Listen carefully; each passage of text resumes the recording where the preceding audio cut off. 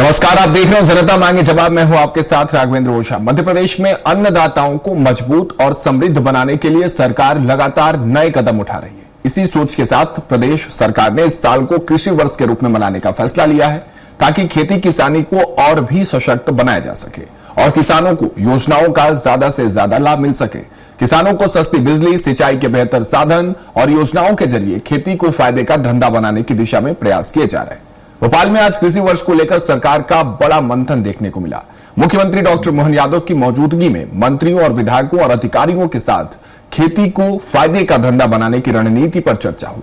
सरकार इसे अभ्युदय मध्य प्रदेश के विजन और विजनरी मुख्यमंत्री डॉक्टर मोहन यादव के रोडमैप से जोड़कर देख रही है।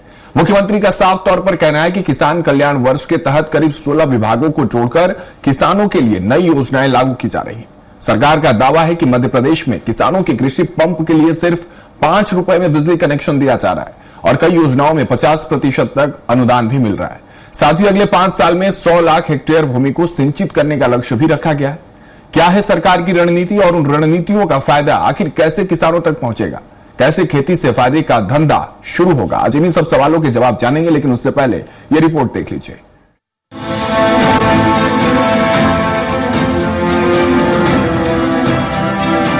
कृषि वर्ष के तहत आयोजित अभिमुखीकरण कार्यक्रम में जनप्रतिनिधियों की भूमिका को मजबूत करने पर जोर दिया गया। साथ ही कृषि और उससे जुड़े विभागों ने अपनी कार्य योजना मुख्यमंत्री के सामने प्रस्तुत की। दिन भर चले इस मंथन में इस बात पर विशेष फोकस रहा, सरकारी योजनाओं को जमीन पर प्रभावी ढंग से कैसे लागू किया जाए, जिससे खेती को वास्तविक रूप से फायदे का धंधा बनाया जा सके। अलग अलग प्रकार के कृषि इंडस्ट्री में काम करने वाले लोग, उन्नत कृषि करने वाले उन्नत कृषक, अच्छा पशुपालन करने वाले, दूध उत्पादन करने वाले, डेयरी से जुड़े हुए लोग, ऐसे सभी संभ्रांत लोगों को लेकर के विभाग ने एक दिन भर की कार्यशाला लगाई थी। उस कार्यशाला के माध्यम से मत्स्य उत्पादन, दूध उत्पादन, फलोद्यान और कोऑपरेटिव से लगा करके सभी सेक्टर से जिस प्रकार से लोगों की जिंदगी बेहतर हो, फूड प्रोसेसिंग, टूरिज्म, हर क्षेत्र से बिजली में भी नवकरणीय ऊर्जा और रेगुलर हमारी जो बिजली होती है उसमें भी हमारे किसानों की आय कैसे बढ़े, उनकी आमदनी बढ़े, इस दृष्टि से काफी अच्छी कार्यशाला हुई।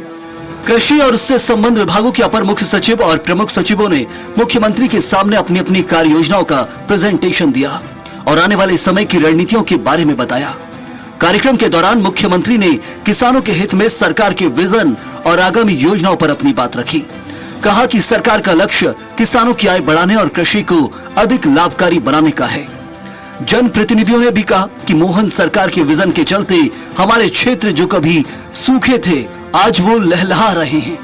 और मध्य प्रदेश के सभी जो जनप्रतिनिधि हैं उनको भी बुलाया है, ताकि वो नीचे बेल्ट में जाते क्षेत्र में जाते हैं तो आने वाली कार्यशालाओं में इनके लाभ क्या है, इन पे लागत क्या आती है, इनका सिस्टम क्या है बनने आवेदन करने का, इसमें सब्सिडी कितनी मिलती है, और जो भ्रांतियां हैं कि जैविक खेती से नुकसान होता है, तो नुकसान नहीं होता है, ये लाभ होता है, ये जानकारी कहीं ना कहीं किसानों को बता सके। इसके लिए एक बहुत महती कार्यशाला रखी है। उद्यान की विभाग है, कृषि विभाग है, इसके प्रेजेंटेशन भी आज यहाँ दिए जा रहे हैं, जिससे किसानों को, जनप्रतिनिधिगण भी किसानों के लिए अधिक से अधिक लाभ मिल सके, उनको बताया जा सके, जिससे किसानों की आय दुगनी की जा सके। और तो हमारे देश के प्रधानमंत्री जी ने और प्रदेश के मुख्यमंत्री जी ने जो जिले वाइज जिस प्रकार का डैम बनाया है, और जो आज हार्टिकल्चर की जो हम बात कर रहे हैं, हम कृषि की बात कर रहे हैं, हमें उस पर काम करना ही पड़ेगा और उसमें किसानों को लाभ मिलेगा। किसान कल्याण एवं कृषि विकास विभाग की ओर से आयोजित इस अभिमुखीकरण कार्यक्रम का उद्देश्य हर जिले के जनप्रतिनिधियों को सक्रिय भूमिका में लाना है, ताकि वे अपने क्षेत्र के किसानों को सीधे सरकारी योजनाओं से जोड़ सकें।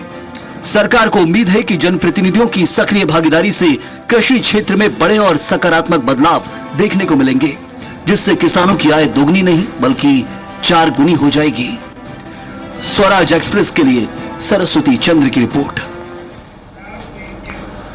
तो चर्चा के लिए हमारे साथ सारे खास मेहमान जुड़ चुके हैं। सबसे पहले आपको उनसे परिचय करा देता हूं। राजपाल सिंह जी सिसोदिया जी हैं, भारतीय जनता पार्टी के प्रवक्ता के तौर पर हमारे साथ जुड़ रहे हैं। राहुल दूत जी भारतीय किसान संघ के हैं और डॉक्टर भूपेंद्र सुलेरे जी वरिष्ठ पत्रकार हमारे साथ जुड़े हैं। अब तीनों का बहुत बहुत स्वागत है स्वराज एक्सप्रेस पर। शुरुआत मैं राजपाल जी आपसे करना चाहता हूं और शुभकामनाएं देते हुए शुरुआत करना चाहता हूं। सबसे पहले शुभकामनाएं आपको इस बात की कि ये पूरा वर्ष आपने कृषि को समर्पित किया, किसानों को समर्पित किया और इस समर्पण में नए पहल आप कर रहे हैं, इसके लिए शुभकामनाएं। आज आपने महामंथन की, इसके लिए शुभकामनाएं। तो क्या माना जाए कि इस तरह के महामंथन से मध्य प्रदेश में जो कृषि का क्षेत्र है उसके लिए एक नया मॉडल जो है और उसको बनाने की दिशा में एक अच्छी पहल की जा रही है? राजपाल जी, बदलने के लिए कृषि के उन्नत तरीकों की ओर किसानों को ले जाना पड़ेगा, नवाचार भी करना पड़ेंगे, परंपरागत खेती के तरीकों में बदलाव भी करना पड़ेगा। मैं खुद भी किसान हूं, मैं इस बात को मानता हूं कि खेती जो है 2 फसली खेती होती थी, अब 3 फसली होने लगी, तो कहीं ना कहीं आय में बढ़ोतरी होने का काम हुआ।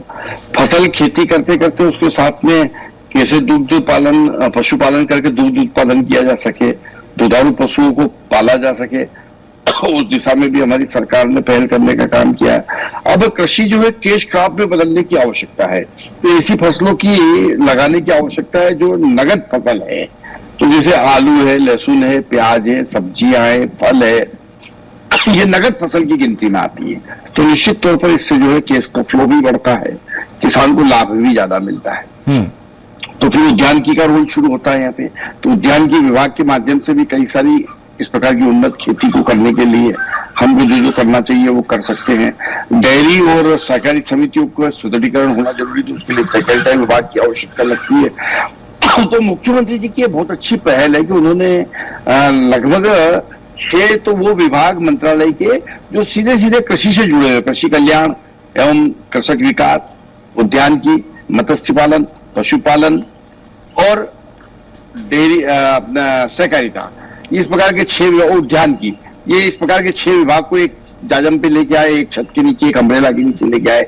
इसके अलावा 16 विभाग और है जो कहीं ना कहीं जिनकी आवश्यकता कृषि में लगती है। बिजली हो सकता है, नवकरणीय बिजली का हो सकता है, ऊर्जा, नवकरणीय ऊर्जा, उसके साथ साथ में कई सारे ऐसे विभाग है, खाद्य प्रसंस्करण के हो सकते हैं, सील सप्लाई का हो सकता है, फूड कॉर्पोरेशन का हो सकता है।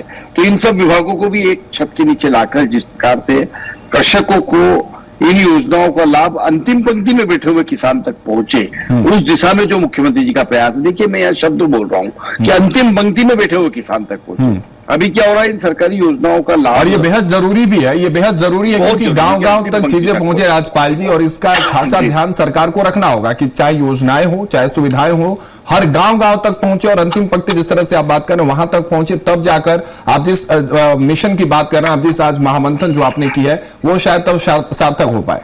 राजपाल जी, निश्चित तौर पर भारतीय जनता पार्टी अंत्योदय की परिकल्पना पे काम करती है। अंत्योदय का अर्थ ही है कि अंतिम पंक्ति तक सरकार की योजना पहुंचे। अभी मध्य प्रदेश के अंदर हम कृषि की विभिन्न कल्याणकारी योजनाओं को किसानों के अंतिम पंक्ति तक पहुंचाने का, अब जैसे आज दवा का स्प्रे है, फसल के अंदर कीटनाशक का स्प्रे होता है, तो एक हाथ की मशीन से या ट्रैक्टर की पाइप वाली मशीन से होता है। वही नई टेक्नोलॉजी आ गई, ड्रोन टेक्नोलॉजी, ड्रोन से काम भी जल्दी होता है और दवा भी प्रॉपर जगह पहुंचती है, प्रॉपर गिरती है। तो जैसे जब नवाचार होते हैं तब उसके फायदे आते हैं। अब हमने अधिकतम समर्थन मूल्य तक फसल को ले जाने का काम कर लिया, अधिकतम उत्पादन तक फसल को ले जाने का काम कर लिया। अब आय बढ़ाने के लिए कैसे हम फसल के ऊपर लागत घटाए, उस दिशा में भी नवाचार करने की आवश्यकता है। अगर किसान ने प्रति हेक्टेयर या जो लागत है खेती की उसको कम करने का काम कर लिया तो वह भी उसके प्रॉफिट में माना जाता है। खेती को लाभ का धंधा बनाने के लिए बहुआयामी प्रयास करना पड़ेंगे, और बहुआयामी प्रयास कराने के लिए ये जो मुख्यमंत्री जी की जो सार्थक पहल है, मध्य प्रदेश सरकार 2026 के वर्ष को जिस प्रकार से किसानों के कल्याण का वर्ष बनाते हुए किसानों के समग्र विकास के लिए समर्पित है, मैं मोहन यादव जी को और उनकी पूरे कैबिनेट। राजपाल जी लौटूंगा आपके पास। राहुल धूत जी हमारे साथ जुड़े हुए हैं भारतीय किसान संघ से, इनसे समझ लेते हैं क्योंकि आप जिस मिशन की बात कर रहे हैं, जो महामंथन आपने किया आज, वो इनके दिल के दरवाजों तक और किसानों के दरवाजों तक कैसे दस्तक किया, इसके लिए राहुल जी मैं आपका रुख कर रहा हूं। आज जो भोपाल में खेती के फायदे का जो धंधा बनाने पर जो फोकस रहा, जो महामंथन हुआ, किस नजरिए से आप देख रहे हैं किसान नेता के तौर पर, किस तरह से देख रहे हैं, क्या फायदे होंगे, और सरकार जो पहल कर रही है वो किसानों तक किस तरह से पहुंचेंगे, तमाम जो रोड मैप तैयार किए जा रहे हैं उन तमाम चीजों को किस तरह से आप देख रहे हैं? राघवन जी, पहले तो मैं कहना चाहूंगा आज का इवेंट अच्छा था, इवेंट भी था ऐसे इवेंट पहले भी होते रहे और आगे भी होंगे। हमें उम्मीद है कि सरकार योजना इवेंट के माध्यम से बनाएगी और किसानों को उसका लाभ पहुंचाने का प्रयास करेगी। सबसे बड़ी बात प्रश्न ये उठता है कि जैसा कि हमारी भाई साहब प्रवक्ता जी ने बताया कि खेती को फायदे का धंधा बनाना है और आय बढ़ाना किसान। सबसे पहले विचार ये करना पड़ेगा कि आप किसान की आय मानते क्या है। पहले ये चीज निश्चित होनी चाहिए। जब किसान की आय पता होगी तब तो उसको आय को बढ़ाने के लिए आप प्रयास करेंगे। तो सबसे पहले तो किसान की आय निर्धारित होना बहुत आवश्यक है। और हर फसल के लिए किसान की आय अलग अलग हो सकती है। गेहूं के लिए अलग हो सकती है, सोयाबीन के लिए अलग हो सकती है, चने के लिए अलग हो सकती है। तो पहले तो ये स्थायी रूप से निर्धारित किया जाए किसान की आय क्या होती है और उसको बढ़ाने के लिए फिर कैसे काम करें। दूसरी चीज, सरकार का प्रयास अच्छा है, निश्चित रूप से लगातार तो उसका परिणाम दिखेंगे, लेकिन इस इन योजनाओं की सतत मॉनिटरिंग बहुत आवश्यक है। क्या होता है, सरकार कितनी भी योजनाएं बना ले, उसको क्रियान्वयन एजेंसी होती है, वो प्रशासन होता है, सरकारी मशीनरी होती है, उसको क्रियान्वयन करना होता है। अगर ऊपर से आप योजना अच्छी बनाएंगे और नीचे मॉनिटरिंग नहीं करेंगे तो प्रशासनिक अमला जो है इनमें गड़बड़ करता है और योजनाओं को फेल कर देता है। तो यहाँ थोड़ी सी सरकार को ध्यान देने की आवश्यकता है। कलेक्टर, सारे जिले के कलेक्टर जो है उनसे सतत मॉनिटरिंग हो उनके ऊपर। साथ में जो किसान नेता है, जनप्रतिनिधि है, उनसे भी संवाद हो। कई बार हमने ये देखा है कि सरकार की योजनाओं के आंकड़े भी गलत पेश किए जाते हैं प्रशासन और उससे सरकार गुडविल में चली जाती है। तो इसको क्रॉस चेक होना बहुत जरूरी है। जो वहाँ के जनप्रतिनिधि है, किसानों के बीच में काम करने वाले लोग, उनसे क्रॉस चेक किया जाए कि जो कलेक्टर साहब के पास जो आंकड़े आ रहे हैं योजनाओं के, वो सच लगातार तो उनका क्रियान्वयन हो रहा है नहीं हो रहा है। तो थोड़ा सा सरकार को इस तरफ देखना पड़ेगा। योजनाएं बहुत अच्छी है, आय की बात है, आय बढ़ाना भी है और इस पर काम भी होना है। अब आप देखिए एक चीज और विषय भी आ रहा है, गेहूं की समर्थन मूल्य सरकार ने घोषित किया। निश्चित रूप से काफी अच्छा प्रयास है, बढ़ाया सरकार ने, 40 रुपए दिए हैं बढ़ा के। लेकिन क्या मंडियों में इस व्यवस्था को ठीक किया जा सकता है? क्योंकि आज भी जो है पूरा गेहूं तो आप खरीद नहीं पाएंगे। पैदावार अच्छी है, आप किसानों का 30% ही अनाज खरीद रहे हैं, बाकी 70% अनाज तो आपकी मंडी में जाएगा। तो मंडी में जो भाव है क्या उससे किसान खुश है, उस पर कौन ध्यान देगा? तो थोड़ा सा सरकार को इस चीजों में ध्यान देना है कि योजनाएं तो आप बनाएंगे, उसकी सतत होना चाहिए। मॉनिटरिंग को लेकर सवाल है आपका। ठीक है, जब राज्यपाल जी के पास में पहुंचूंगा तो जानूंगा उनसे कि किस तरह से व्यवस्था ये बना रहे हैं, क्योंकि ये सवाल गंभीर है। अब बात जो आप कह रहे हैं उस पर वाकई ध्यान देने वाली बात है। लेकिन भूपेंद्र सुलेरिया जी हमारे साथ जुड़े हुए हैं, इनका अपना एक अनुभव है, तमाम सरकारें आपने देखी भूपेंद्र जी, और व्यवस्थाएं देखी आपने, वो तमाम विधि देखी और कार्यशैली देखी। लेकिन आज जो महामंथन हुआ वो उसको आप किस नजरिए से देख रहे हैं? क्या माना जाए कि कृषि क्षेत्र के लिहाज से एक बड़ा संकेत मध्य प्रदेश में है ये?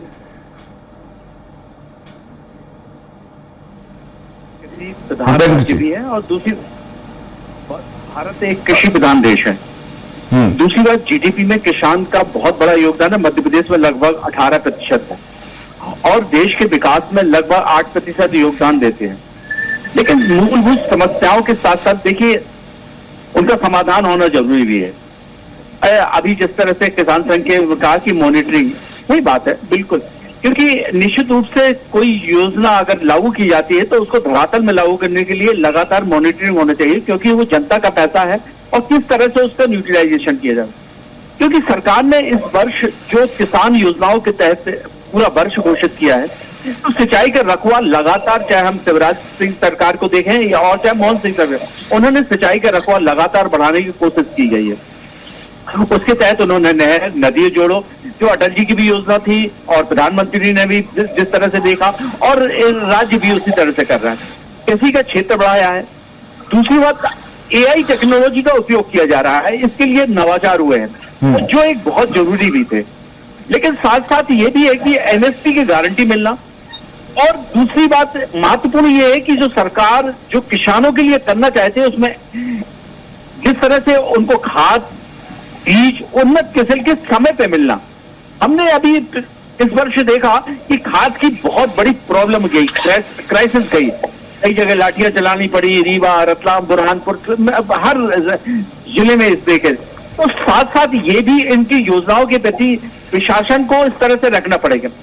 दूसरी बात महत्वपूर्ण है कि आज उन्होंने जिस तरह से वहां पे सिंचाई के लिए योजना की 1000 करोड़ रुपए की रखी है, वो भी एक महत्वपूर्ण है, क्योंकि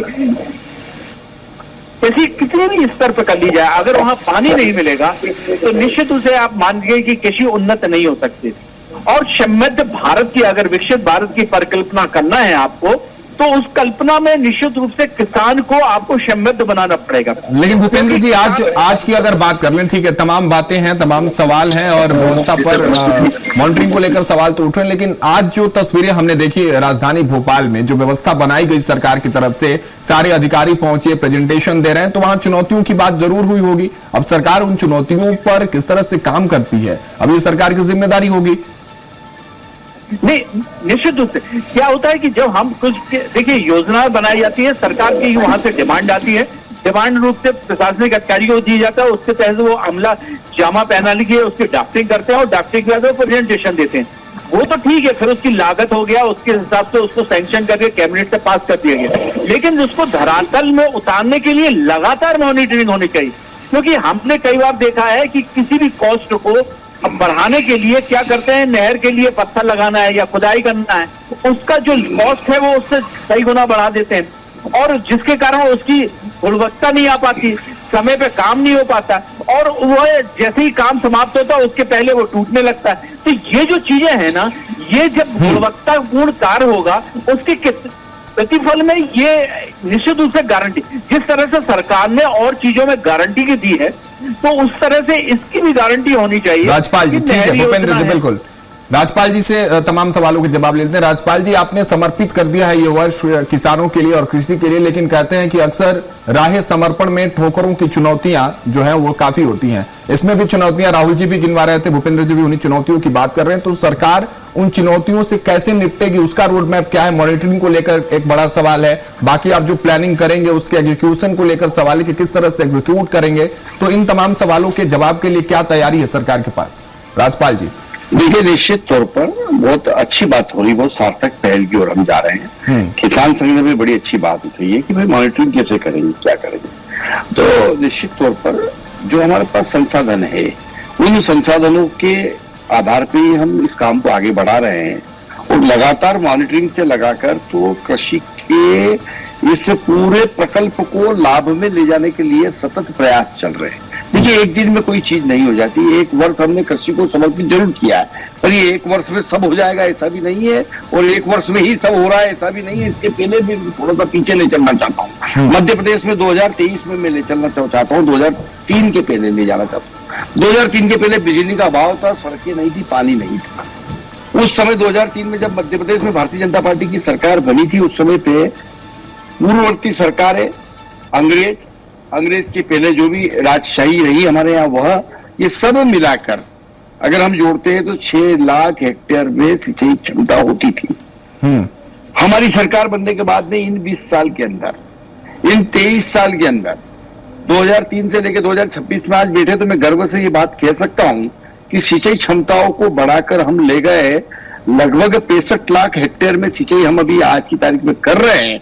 और जिस प्रकार से हमारी और नदी जोड़ो योजना और तमाम तरह की योजनाएं क्रियान्वयन हो रही है, काम चल रहे हैं, वो सब कंप्लीट होते होते 2028-29 तक जाते जाते हम 1 लाख हेक्टेयर का हमने 1 करोड़ हेक्टेयर जमीन में सिंचाई का हमने लक्ष्य रखा है। तो ये एक दिन में नहीं होता और जब हमने ये रखा तो आप देखेंगे, आप राजपाल जी, सरकार योजनाएं अच्छी लाती है, ज्यादा दूर मत जाइए राजपाल जी, बिल्कुल पास सरकार योजनाएं तो अच्छी लाती हैं, लेकिन धरातल पर वो सही तरीके से उतरती नहीं है। सवाल ये है, आप बहुत बेहतर काम करते हैं, आपकी योजनाएं अच्छी होती है, अधिकारी जो होते हैं वो एग्जीक्यूट नहीं कर पाते हैं। मैं धरातल पे आ रहा था तो मैंने ये आपको रकबा बढ़ना बताया। अब ये बढ़ा हुआ रकबा अगर आपको देखना है तो आप भोपाल से ज्यादा दूर मत जाइए, आप शिवनी मालवा चले जाइए, आप नर्मदापुरम संभाग में चले जाइए, आप जो है बुधनी क्षेत्र में चले जाइए, आप जो है राजगढ़ जिले में चले जाइए। अब वहां के किसान 3 फसल लेने लगे। जिस राजगढ़ जिले में एक फसल भी सिंचाई से नहीं होती थी, सिर्फ बरसात की फसल पे वो निर्भर हुआ करते थे, मोहनपुरा कुंडालिया डैम बनने के बाद में वहां पर 3 फसल ले रहे। पंजाब को पीछे छोड़ने का काम राजगढ़ जिला हमारा कर रहा है। जिस राजगढ़ जिले को दिग्विजय सिंह जैसा मुख्यमंत्री देने के बाद भी सिंचाई वहां के किसानों को नहीं मिली थी, मैं ये कह सकता हूं कि आज वहां सिंचाई मिली है तो आर्थिक स्थिति सुधरती दिख रही है। जब किसान 1 फसल करता था और 3 फसल करेगा तो आय तो बढ़ना सुनिश्चित होगा। ये कृषि कर्मा अवार्ड लगातार मध्य प्रदेश को गेहूं के उत्पादन में मिल रहे हैं, कोई एक दिन में मिल गए क्या? ये किसानों को सिर्फ बिजली, पानी और सड़क उपलब्ध करा दी जाए, समय पे खाद बीज उपलब्ध करा दिया जाए, किसान क्रेडिट के माध्यम से उनको जब फसल में यशपाल जी, फसल अभी बुना होती है चुनौतियां तब- क्या है? देखिए, मैंने इसीलिए बोला ना कि आपके समर्पण को सलाम है, नो डाउट। आप जो पहल कर रहे हैं उसको सलाम है, बेहतर काम है कृषि के क्षेत्र में, लेकिन जो चुनौतियां हैं, जो ब्रेकर्स हैं, जो रेजिस्टेंस हैं, उसको किस तरह से कम करेंगे या जीरो करेंगे, इस पर बात करिए जरा। उसी को जीरो करने की ये कवायद है। मेरे मित्रों को बताना चाहता हूं, मेरे साथ में जो विराजे हैं आज, किसान संघ के भी हमारे नेता बैठे हैं, माननीय वरिष्ठ पत्रकारों, मैं आपके माध्यम से जनता किसानों को कहना चाहता हूं कि ये सब जो व्यवधान है, इन व्यवधान के समाधान के लिए तो मुख्यमंत्री जी ने इस प्रकार का संरचना करने का काम किया। ये इवेंट नहीं है, ठीक है राहुल जी, इवेंट नहीं है Rahul ji, it's not an event, लेकिन जमीन पर ठीक है। राजपाल जी, आपकी बात आ गई, आपने आश्वासित कर दिया है किसानों को और जनता को, भूपेंद्र जी को भी आपने आश्वासन दे दिया है, अच्छी बात है। राहुल जी, किस तरह से, क्या जमीन पर जरूरतें क्या है किसानों की, और जो जिन जरूरतों की बात सरकार कर रही है, क्या आपके उन जरूरतों पर सरकार खड़ी हो रही है, वो उस आधार पर वो बिल्डिंग तैयार हो रही है, वो इमारत तैयार हो रही है, और सरकार से उम्मीद क्या है किसानों की, क्योंकि आप किसानों के प्रतिनिधित्व करता है तो बातचीत आपकी लगातार उनसे होती होगी। उम्मीद और जमीन पर 3 जरूरतें आप बता दें मुख्य तौर पर, जो राज्यपाल जी के पास भी पहुंचे तो उस पर काम हो। राहुल जी, देखिए राघवेंद्र जी, किसान बहुत आशावादी होता है और सरकार किसी की भी हो, सरकार से बहुत उम्मीद है किसानों को रहती है। निश्चित रूप में प्रयास अच्छे, हम इसमें मना नहीं करते, हम इस चीज को स्वीकार करते हैं कि आप लगातार किसानों की चिंता कर रहे हैं और अच्छी योजनाएं ला रहे हैं, लेकिन सवाल में उठता है कि उसको क्रियान्वयन के लिए आपको और ज्यादा निरंतर प्रयास करने हैं। अब जैसे एक विषय आया 365 दिन जनप्रतिनिधि किसानों के लिए उपलब्ध रहेंगे। अब एक सवाल ये उठता है कि क्या जनप्रतिनिधि अपने कार्यालय पर उपलब्ध रहेंगे या ग्रामीण क्षेत्र में, गाँव में जाके उपलब्ध रहेंगे? क्या किसान को के अपनी समस्या को लेकर उनके बंगलों में जन सुनवाई में आना पड़ेगा या उनके प्रतिनिधि किसानों के ऊपर गाँव चौपाल लगा के समस्या सुनेंगे? अगर इतनी चिंता है गाँव चौपाल लगाना चाहिए। कितने कलेक्टर जो है गाँव में घूम रहे हैं, कितने कलेक्टर किसानों की समस्याओं पर ध्यान दे रहे हैं, सीएम अधिकारियों को लगातार किसानों की शिकायतें क्यों बढ़ती जा रही है, उनका समाधान कैसे होगा? तो ये प्रशासनिक जो गलतियां जो है इसको ठीक करना बहुत आवश्यक है। आप कितना भी अच्छा काम कर लीजिए, ग्राउंड पे आपका प्रशासनिक अमला आपको सारी योजनाओं को खराब करता है। तो ये लगातार आपको पकड़ बना के रखनी होगी, जनप्रतिनिधियों के, किसानों की शुभचिंतकों, किसानों के बीच में संवाद रखना होगा। चौपाल आप लगाते हैं, चौपालों की स्थिति क्या है? हर साल आदेश सुनने में आता है कलेक्टर गाँव में घूमेंगे, सारे आईएएस गाँव में घूमेंगे, कितने घूम रहे हैं? धरातल की ग्राउंड रिपोर्ट क्या है? और जब तक ये ग्राउंड पे नहीं जाएंगे, ग्राउंड की हकीकत पता नहीं चलेगी। आप कागजों में तो आप रिपोर्ट दे देते हैं कि ये भी अच्छा चल रहा है, ये भी अच्छा चल रहा है, और आप ऐसी में बैठ के सब चीज मान लेंगे तो वो ठीक नहीं है। उससे बड़ी योजना वाला आप किसानों को नहीं मिलेगा। आपको ग्राउंड पे जाना पड़ेगा, विधायकों को, मंत्रियों को गाँव चौपाल लगानी पड़ेगी। एक्चुअल जो समस्या किसान की उस पर ध्यान देना पड़ेगा। आपकी योजनाएं निश्चित रूप से अच्छी है, लेकिन योजना आप गाँव में मिल रहा है कि नहीं मिल रहा है ये तो देखना आपको पड़ेगा। लेकिन ठीक है राहुल जी, आश्वासित किया राज्यपाल जी ने कि इन तमाम चीजों को, जो चुनौतियां हैं, उनको जीरो करने की कोशिश सरकार जरूर करेगी और किसानों को समृद्ध बनाने की पहल लगातार जारी रहेगी। चलिए चलते चलते भूपेंद्र जी आपसे समझ लेते हैं, लगातार खेती को फायदे का धंधा बनाने की बात लंबे समय से होती रही है, लेकिन आज जो मंथन हुआ, आपको क्या लगता है कि इससे जमीन पर बदलाव की कोई दिशा बन सकती है, संभावनाएं है, और सरकार की इस पहल से क्या किसान समृद्ध होते मध्य प्रदेश में नजर आएंगे? एक नया मॉडल जो है, लगातार मुख्यमंत्री का भी फोकस यही रहता है कि मध्य प्रदेश में चाहे कोई भी कार्य हो, किसी दिशा में हो, एक मॉडल बने और वो राज्य का मॉडल पूरे देश स्तर पर जो है वो प्रकाशित हो। भूपेंद्र जी। जी निश्चित रूप से राघवेंद्र जी, इसके लिए प्रयास सरकार कर रही है, लेकिन बहुत सी चुनौतियां अभी भी हैं और रहेंगी भी। एक तो सबसे महत्वपूर्ण बात है कि कृषि की लागत को घटाना, क्योंकि जिस तरह से कृषि की लागत बढ़ रही है लगातार, उससे किसान मजबूत नहीं हो रहा है। दूसरी बात, सारे फसलों के लिए बीज और खाद को समय पर ही उत्पन्न होना। आपकी जो योजनाएं हैं वो उसको सरलीकरण करना, और जो प्रशासनिक अमला है वो सहयोगात्मक पहलू के साथ, क्योंकि मैंने देखा है जब खाद की स्थिति आती है, डीजल की स्थिति आती है, बीज की स्थिति आती है, तो बड़ी क्राइसिस बनती है। तो इन सब चीजों को, क्योंकि किसान को बड़ी चीजें नहीं, सिर्फ ये चाहिए कि समय पर उसको खाद मिल जाए, समय पर उसको सब सुविधाएं मिल जाए और बीज मिल जाए, और बस उसी। दूसरी बात, लागत के लिए काम। तीसरी बात सबसे महत्वपूर्ण है, पशुधन के लिए कार्य करना पड़ेगा। सरकार निश्चित रूप से, जब से बीजेपी सरकार, इसमें बहुत बड़ी बात करी है गौशाला और पशुधन के लिए, लेकिन पशुधन की जो जिस तरह से योजनाएं भी कई चलाई, लेकिन उस पशुधन को आदमी को लाभ का धंधा बनाना पड़ेगा। क्योंकि ये बिल्कुल नहीं कर पा रहा है कि व्यक्ति उसको लाभ के धंधे के कारण पशुधन सड़कों में हमने देखा है जिस तरह ठीक से है। घूम रहा है, और ठीक है। गांव में भी ये आ गया है कि हाईवे के किनारे घूम रहा है। समय हमारे पास ये भूपेंद्र बहुत जी इतना ही है, लेकिन आप जो बात कर रहे हैं राजपाल जी, मैंने इस चर्चा की शुरुआत आपको शुभकामनाएं देते हुए की थी, और जाते जाते जब मैं समाप्त कर रहा हूं तो एक निवेदन के साथ समाप्त कर रहा हूं कि जो बात राहुल जी ने कही है, जिन उम्मीदों की बात ये कर रहे हैं और जो सुझाव भूपेंद्र जी अपने अनुभव के साथ दे रहे थे, उस आधार पर समृद्ध किसान की आप इमारत गढ़ेंगे और लगातार इस तरह की पहले मध्य प्रदेश में देखने को मिलेगी। इस निवेदन के साथ इस चर्चा को यहीं समाप्त करते हैं। बहुत शुक्रिया राजपाल जी आपका हमारे साथ जुड़ने के लिए, राहुल जी आपका भी बहुत बहुत शुक्रिया, और भूपेंद्र जी आपका बहुत बहुत शुक्रिया हमारे साथ इस खास चर्चा में जुड़ने के लिए। तो कुल मिलाकर प्रदेश में खेती को लाभकारी बनाने की दिशा में सरकार अब योजनाओं को जमीन पर उतारने की तैयारी में है। मोदी सरकार का फोकस साफ है, किसान सिर्फ खेती तक सीमित न रहे बल्कि कृषि आधारित व्यवसाय से भी जुड़े। ऐसे में 17 विभागों के संयुक्त मंथन और जनप्रतिनिधियों की भागीदारी से उम्मीद जताई जा रही है। आने वाले समय में किसानों की आय बढ़ाने और खेती को फायदे का धंधा बनाने की दिशा में बड़े बदलाव देखने को मिलेंगे। फिलहाल इस चर्चा में मेरे साथ इतना ही। आप देखते रहिए स्वराज एक्सप्रेस।